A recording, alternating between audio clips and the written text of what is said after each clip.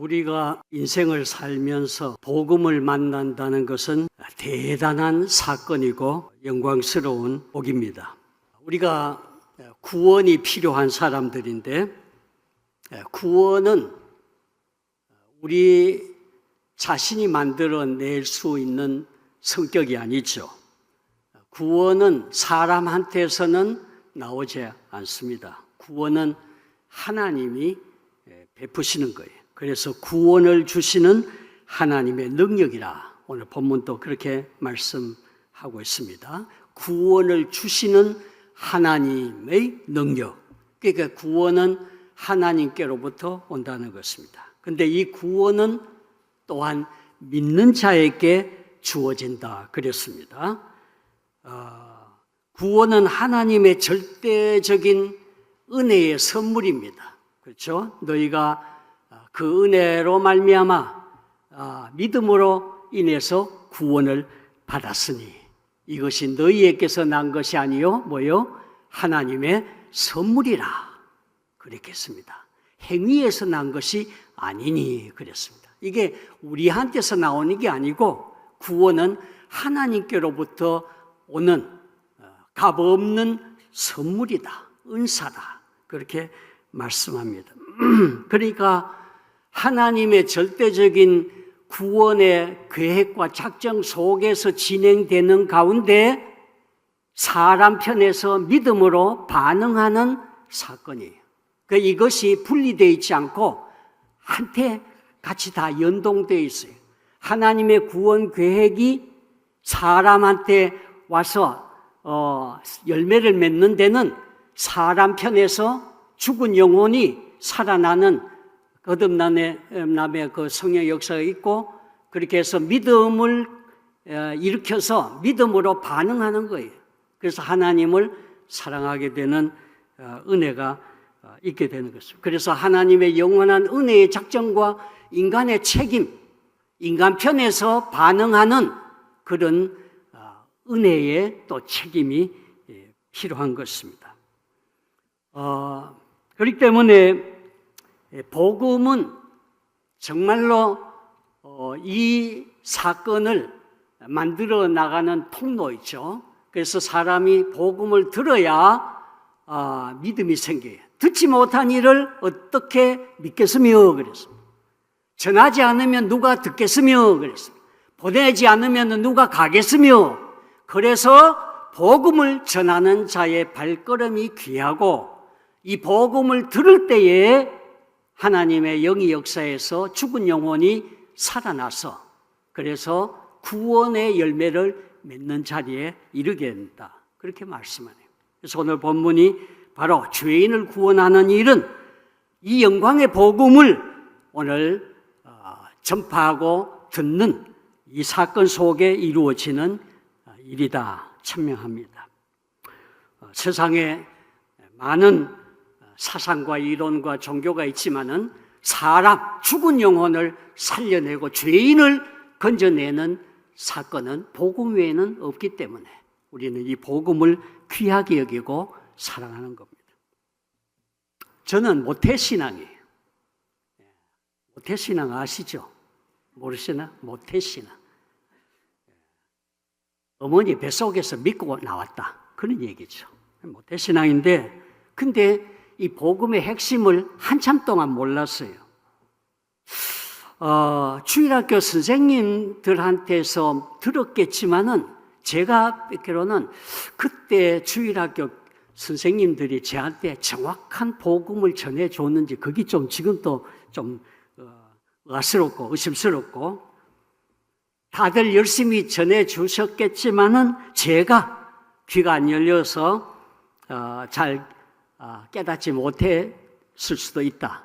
그렇게 가능성을 짐작해 보는 겁니다. 뭐 어떻든 교회 분위기가 하도 좋아서 막연히 좋아서 열심히 다녔습니다. 누구 말 맞다나 그 속에서 콩나물에 물 주듯이 뭐 그런 식으로 해서 뭐 자라났겠지만은 한참 동안 핵심을 몰라서 헤맸습니다. 헤맸어요. 그러다가 하나님의 은혜로 이 복음의 본질 핵심을 깨닫고 나서 그 후로는 한 번도 뒤돌아 본 일이 없고, 그리고 헌신 생활을 쭉 계속 할 수가 있었습니다. 그게 이제 받침이 된 거죠. 복음이 이런 것이다. 깨달아진 거죠. 복음이 이렇게 위대하고 영광스러운 것이다. 이게 꽉 신비에 bek히고 뼈와 살에 bek히니까 뭐 인생관이 확 달라지고, 역사관이나 세계관이 싹 달라지고, 우주관도 달라지고, 모든 관계가 달라지고, 하나님과 관계가 확 오픈되니까 영적인 세계로 지향하는 눈이 열려지고, 그래서 정말 살만나는 인생을 살기 시작했습니다. 바울 사도께서도 이 복음을 전하는 걸 좋아했고, 또 반복적으로 이 말씀을 전하는 걸 즐거워했어요. 왜냐? 복음 자체가 즐거운 것이죠. 기쁜 소식이고, 그리고 병든 영혼이 치료되어지고, 연약한 영혼들이 소생하고, 죽은 영혼들이 살아나는 일들이 이 복음을 통해서 이루어지니까. 그래서 같은 복음을 전해도 항상 힘이 나는 거예요. 바울 사도 마음속에 이 복음에 대한 깊은 경험이 인격 속에 있었기 때문에 이게 이제 신앙 고백으로 나오고 간증으로 증거되는 거예요. 2부 때도 얘기했습니다. 우리 교회가 이제 새가족반부터 시작해서 초급반, 중급반 이렇게 나가잖아요. 또 학습반, 세례반, 기초반들을 합니다. 근데 그 학습반 정도 기초반들 초급반 할 때도 보면은 거기서 봉사하는 그런 사역자들이 있어요. 또 그 옆에서 헬퍼 노릇하는 그런 봉사자들인데 항상 얼굴이 밝아. 왜 그러냐? 복음을 수백 번 들었고 같이 옆에서 케어하며 들어도 항상 힘이 되고 좋으니까요. 그래서 기쁘고 항상 밝고 그런 영적인 은혜가 있는 걸 봤습니다. 오늘 복음을 사랑하고 즐거워하는 성도들의 마음의 성향도 다 이럴 줄 믿습니다. 저도 그래요. 이 복음을 깨달아서 진리를 발견한 대로 이것을 전하고 증거할 때에 영적으로 힘이 생기고 참 용기가 백배하는 것을 항상 느낍니다. 오늘 이 세대에 가장 위험스럽고 안 좋고 안쓰러운 면이 있어요. 국면인데 그게 뭐냐? 오늘날 이 복음에 대해서 많은 영혼들이 무지하고, 그리고 또 배타적이고, 심지어는 대적하면서 이 복음의 영광에서 점점 멀어지는 경향을 띠고 있다는 거 너무 안타까운 일이에요.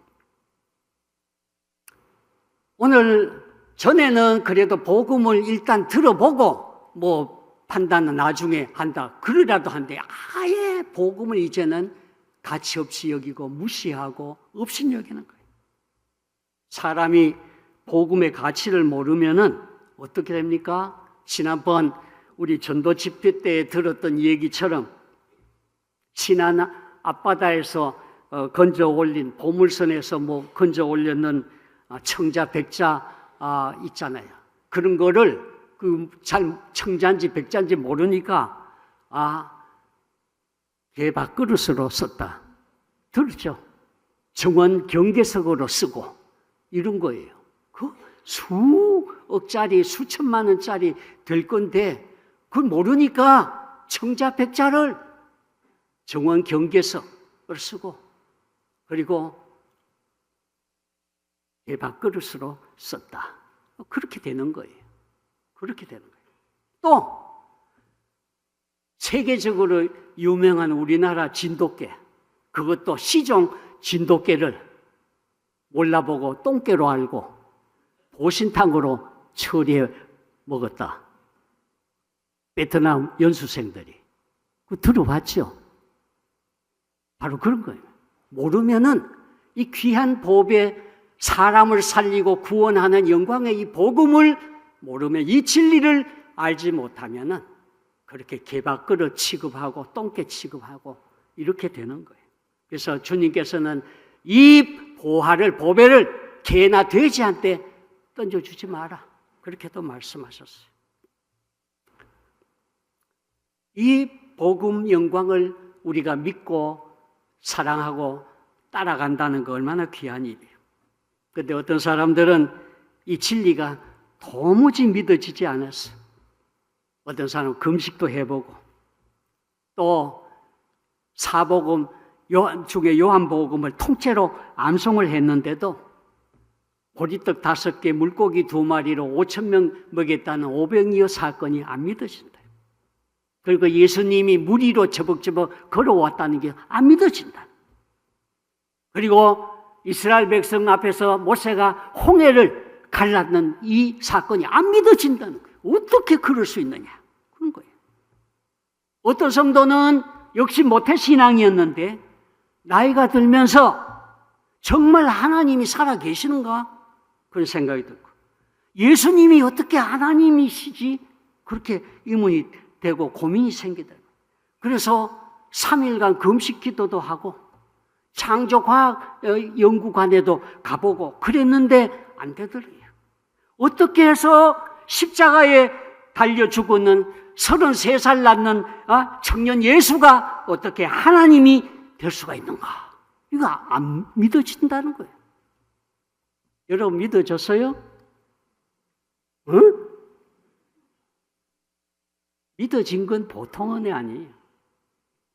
여러분, 안 믿어질 땐요, 몸부림쳐도 안 됩니다. 머리로는 이해를 하는데 마음에 믿어지지 않는 거예요. 그래서 어떤 사람은 마음에 안 믿어지고 머리로는 아는데 마음에 안 믿어지고 고백이 안 돼서 미칠 지경이다, 그런 고백을 했습니다. 믿음은 머리로 하는 게 아니죠. 믿음은 가슴으로 하는 거예요. 그래서 신앙 고백이 터져 나와야 되는 것입니다. 그래서 머리로 인식하고 깨달으면은 이제 가슴으로 고백이 되어질 때에 그것이 신앙 고백이라고 말하는 것이에요. 그래서 주님을 사랑할 수 있게 되고 주님을 위해서 헌신하는 자리로 나갈 수가 있습니다. 그러니까 이거는 사람한테서 나오는 게 아니에요. 인위적으로 하는 게 아니에요. 자연 종교에서 돌을 닦아서 하나님께로 찾아간다, 그런 스타일이 아니에요. 오늘 우리의 믿음은 위로부터 주어지는 은혜의 사건이라는 것이에요. 그래서 믿음은 하나님께서 우리 마음을 열어주셔서 그렇게 해서 믿음을 발생시켜 주실 때 되는 거예요. 주께서 그 마음을 열어 바울의 말을 청종 따르게 하시니라. 사도행전 16장의 루디아의 사건에서 그렇게 표현을 하죠. 좋은 땅에 떨어진 씨는 뭐냐? 좋은 땅에 떨어진 씨는 하나님의 은혜로 말씀을 깨닫는 자니 30배, 60배, 100배의 결실을 맺었다 말씀합니다. 그래서 오늘 여기 나오고 상당히 오래 교회 출입하고 다녔는데도 하나님의 진리가 아직 깨달아지지 않고 마음속에 믿어지지 않고 그냥 예배 생활 그냥 이렇게 하는 분들이 있다면, 시편 기자가 고백한 대로 하나님이요, 내 눈을 열어서 주의 기이한 법을 보게 하옵소서. 나로 주의 말씀을 깨닫게 해 주옵소서. 그러면 내가 주의 말씀을 지키겠나이다. 그렇게 기도해야 될 줄 믿습니다. 주의 말씀 깨달아지고 오늘 그것을 내가 확신하게 될 때에 이 진리가 우리의 인격을 자유케 하고 송이 꿀보다 더단 하나님의 말씀을 우리가 받게 되는 거예요. 그런데 이 영광스러운 믿음을, 복음을 듣고 깨달아서 얻어지는 건 그건 틀림없어요. 그런데 이 믿음의 분량은 사람마다 다 달라요. 예수님을 믿어서 구원 얻는 믿음은 하나입니다. 그러나 각 사람이 주님을 믿고 의지하는 믿음의 영양과 분량의 척도는 다 달라요. 그래서 큰 믿음도 있고 작은 믿음도 있다. 강한 믿음도 있고 약한 믿음도 있다. 칭찬받을 만한 믿음도 있고 꾸중받을 믿음도 있다. 성경 그렇게 분류합니다. 어떻게 하면 이런 믿음들을 조화롭게 공동체 안에서, 교회 안에 각양각색인데 천차만별인데 어떻게 조화롭게 은혜롭게 공동체 생활할 수 있느냐? 강한 믿음들은 약한 믿음들을 업신여기지 말라, 그렇게 말씀합니다. 우리가 어떤 생각을 갖고 옳은 것을 생각하고 말할 수 있어요. 옳은 게 나쁜 게 아니에요. 옳은 건 옳은 거예요. 그런데 옳은 것보다 더 중요한 게 있어요. 뭐냐? 사랑하는 정신이에요. 사랑하는 정신. 옳은 것보다 더 중요한 건 사랑하는 긍휼의 마음, 섬기는 마음, 도와주는 마음, 세워주는 마음. 이게 필요해요. 약한 믿음은 강한 믿음을 판단해서는 안 돼요. 아, 저 양반 저기 진짜 저거 믿음 맞아? 저 성도 맞아? 저렇게 믿어가 하나님 앞에 갈 수 있겠어? 뭐 이런 식으로 판단하는 거, 이거 하면 안 돼요. 서로 섬겨야 돼요. 그래서 부지런히 하나님의 말씀의 잣대 속에서 녹아져야 돼요. 그래서 말씀 훈련, 양육 체계가 절대 필요해요. 그래서 하나님의 강단을 통해서 말씀이 전파되어지고, 그 다음에 양육 체계를 통해서 씨줄과 날줄 같이 그렇게 엮어져서 서로 세부적으로 세움을 받아야 되어진다는 말씀입니다. 사람이 훈련, 양육 받지 못하고 그 체계가 서지 못하면은 그 마음 상태가 방자해져요. 아주 거만스럽게 돼요. 그래서 마음이 거만하고 방자해지면은 고집 부리게 돼요. 그 심리 상태가 하나님 말씀에 대해서 단순하게 심플하게 안 받아들이고 끈적끈적하게 이렇게 됩니다. 그래서 오판을 하는 거예요. 때로는 열정이 일어날 수 있어요. 그러나 그 심리 상태가 정리되지 않았어요. 하나님 말씀으로 정돈이 되지 못하기 때문에 개인적으로도 혼란을 겪고 공동체 안에도 무질서한 현상을 빚어낼 수가 있다고 말씀입니다. 그리고 사람이 바른 진리에 붙잡히지 않으면은 어떤 일이 있느냐? 여러 가지 시험에 빠져들 위험성이 있습니다. 하나님의 은혜와 진리 가운데 사로잡혀서 정리가 안 되는 영적인 생활은 많은 문제들을 스스로 안고 인간관계 속에서 부딪히게 돼요. 어떤 형제는 교회에서 무슨 선교회, 다락방에도 참석하고 주차 봉사도 하고 심지어 사진 촬영 봉사도 하고, 그런데 밤에는 나이트 클럽에 다니고 단란 주점에 다녔다는 거예요. 이게 뭐예요? 정리가 안 되고 훈련이 안 된 거죠. 겉으로 봉사하는 제스처를 썼지 그 내면은 하나님의 말씀과 관계가 없는 거예요. 하나님의 은혜와 관계가 없는 삶을 살았다고 말이에요. 어떤 자매는 교회에서 봉사하면서 심지어는 십자가 은혜에 감격해서 나는 주를 위해서 죽을 각오한다, 그렇게까지 했던 자매인데 중고대학 생활을 하면서 친구들과 어울려 술, 담배를 배우고 나이트 클럽을 역시 출입하면서 하나님을 멀리 떠나게 됐다는 거예요. 사람이 하나님의 은혜를 맛보고 신령한 영적인 경험을 해도 거듭나지 않으면은 하나님의 진리에 직접 연결이 안 될 수 있어요. 조금 안 돼요. 부흥식에 막 부흥할 때 물결 분위기에 해서 은혜 받고 뭐 은사 체험하는 것 같아도 인격적으로 내면적으로 하나님의 진리 은혜 사건에 직접 경험 안 되어지면은, 은혜에 붙잡히지 않으면은 잘못 빠져나갈 수 있습니다. 그래서 성도는 은혜를 받는 것도 중요하지만은 은혜를 잘 유지하고 관리하는 것도 매우 중요합니다. 처음 받은 은혜가 나빠서가 아니에요.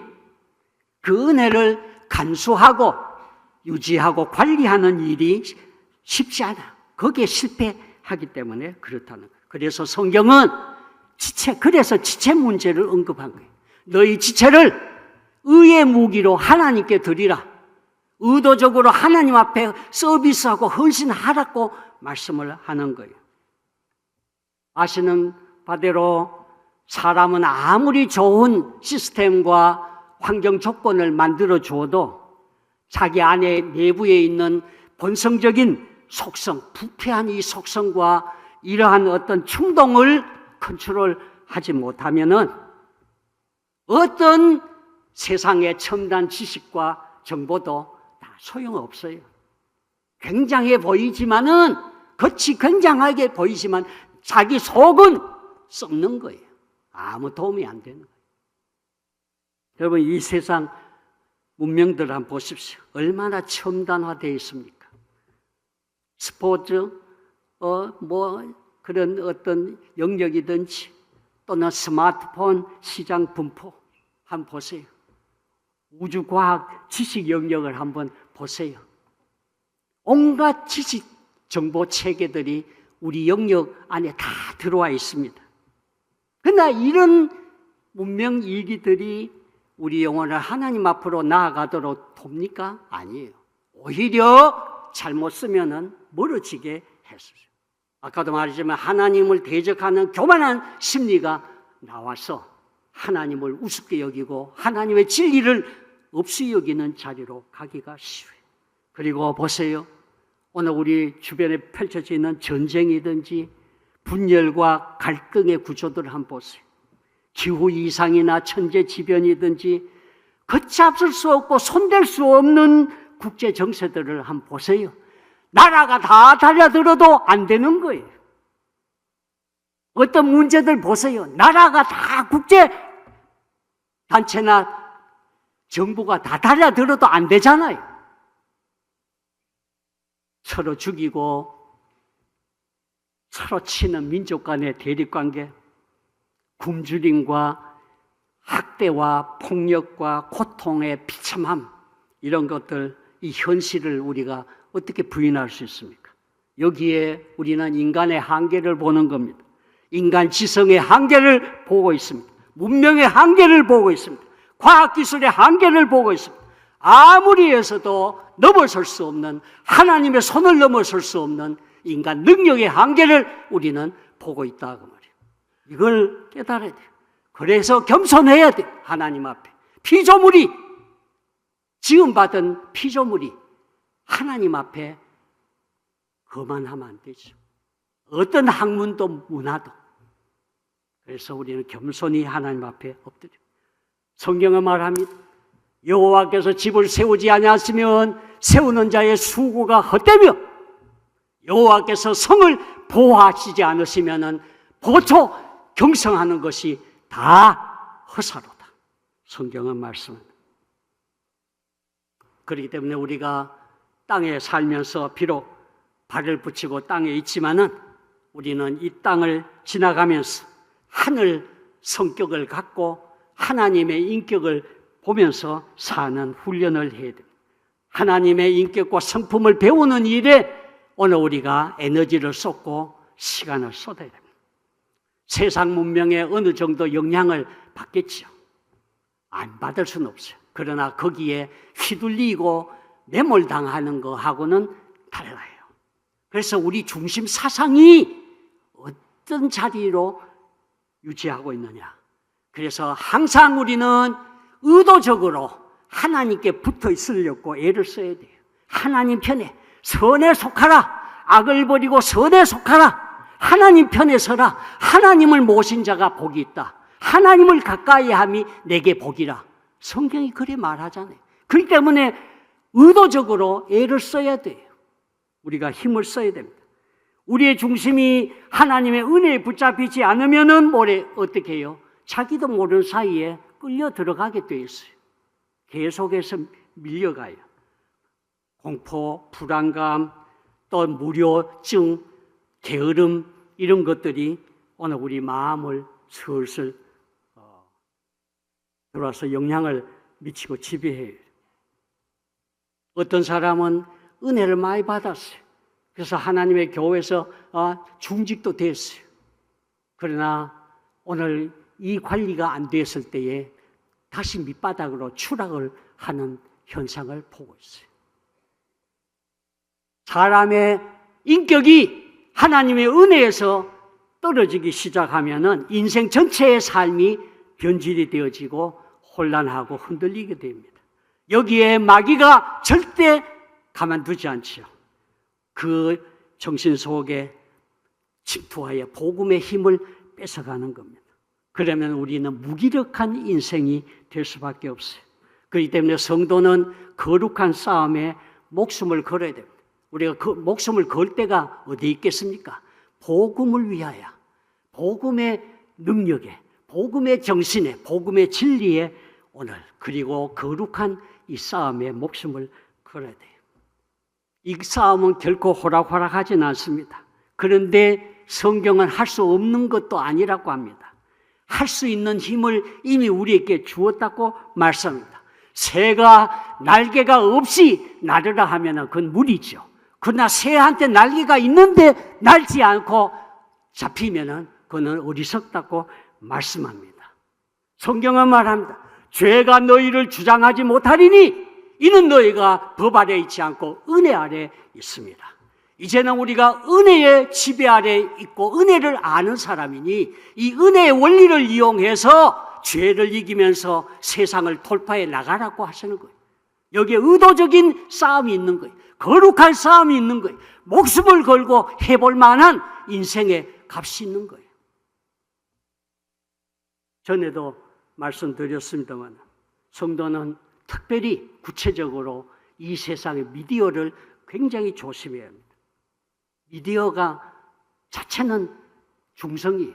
그냥 미디어가 내포하고 있고 거기서 뿜겨 나오는 많은 콘텐츠, 많은 내용들이 오늘 우리의 영을 흐리게 하고 타락해 하는 거예요. 그래서 우리 영혼을 갉아먹는 일들이 굉장히 많은 거예요. 만약에 이런 것들의 영향을 받아서 성도가 경건을 놓쳐버리고 잃어버린다면 영적인 힘을 쓸 수 없어요. 영적인 힘을 잃어버리고 영역을 상실했는 성도는 있으나 마나요. 아무 쓸모없는 존재가 돼요. 하나님 앞에 쓸 수 없어요. 그렇기 때문에 차라리 성도는 이 세상의 그 많은 재미있는 구석을 차라리 좀 놓치고 포기하고 하나님의 거룩과 경건을 소유하고 확보하는 게 더 지혜롭다. 저는 그렇게 생각합니다. 맞습니까? 어렵죠? 아깝지? 포기하기 쉽지 않아요. 아이고, 아까운 드라마, 아까운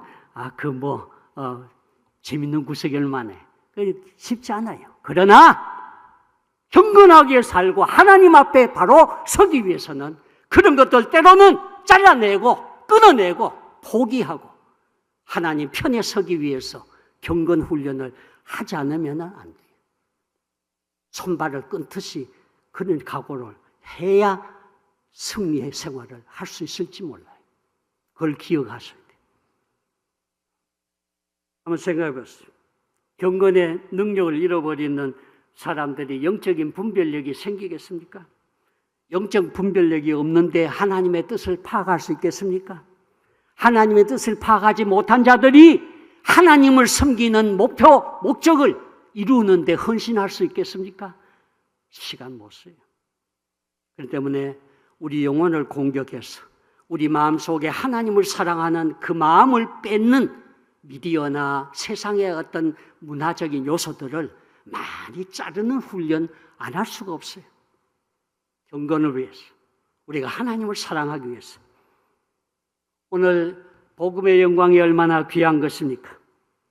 복음의 영광은 선지자들이 봤듯이 에스겔 선지자가 봤던 환상같이 마른 뼈들이 일어나고 죽은 뼈들이 살아나는 그런 운동이에요. 병든 영혼들, 죽은 영혼들이 살아나는 여기, 말라 비틀어진 나무 가지에 싹이 움트는 역할이에요. 메마른 땅에 광야에 샘이 솟고 강이 흐르는 역사예요.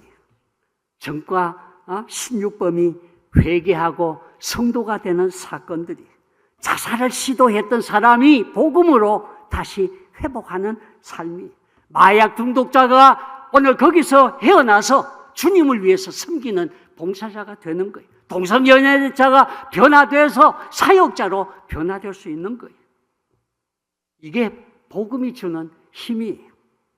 그 때문에 이 복음을 위해서 살아드는 거 굉장히 귀하고 존귀한 일입니다. 그리고 이 영광의 복음은 우리 자신 속에서도 확신과 생명의 소망을 공급해 주는 능력이 되어집니다. 로마서 8장에 보면은 다 보셨겠지만, 우리가 알거니와 하나님을 사랑하는 자, 그 뜻대로 부르심을 입은 자들에게는 모든 것이 합력하여 선을 이루느니라 말씀했어요. 그렇죠? 하나님을 사랑하는 자, 그 뜻대로 부르심을 입은 자들에게는, 그렇게 해서 거기에는 많은 어려움들이 다 포괄되어 있지만은 그게 문제가 아니라는 거예요. 오늘 확신을 가질 수 있다는 거예요. 담력을 가질 수 있다는 거예요. 하나님이 오늘 우리를 부르신 그 목적과 계획 속에 우리가 들어있기 때문에, 하나님이 미리 하신 자들로 그 아들의 형상을 본받게 하기 위하여 미리 정하셨으니, 미리 정하신 그들을 부르시고, 부르신 그들을 또한 의롭다 하시고, 의롭다 하신 그들을 또한 영화롭게 하셨느니라 말씀을 합니다. 하나님이 작정하신 그것을 오늘 누구도 변경시킬 수 없어요. 그렇기 때문에 우리는 확신하고 궁극적인 구원의 확신을 마음속에 내뱉는 것입니다.